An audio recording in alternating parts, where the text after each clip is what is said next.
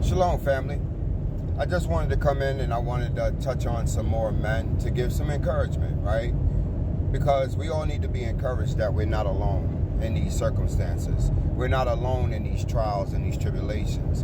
Because, you know, the scriptures tell us to think it not strange that when we go through fiery trials and tribulations, because our brothers were in all points tempted the same way that we were.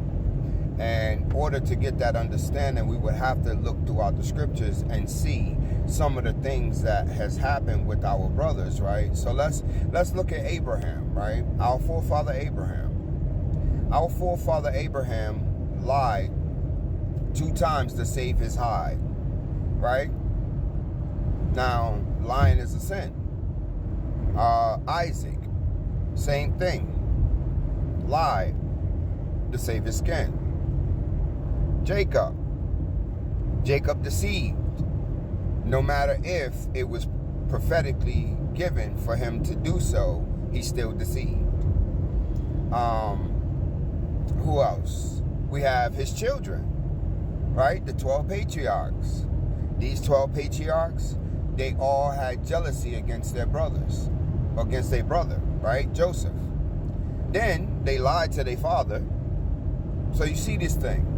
So we can see where men, great men, fell short of the glory, right, of Yahuwah, but they got up and they kept it moving, right? And sometimes, you know, with the thing with Joseph, that thing was ordained by Yahuwah, because Yahuwah put him in a place where he needed to be in order to save, you know, all the rest, and for Egypt to grow the children of Israel, you know. So everything has a purpose.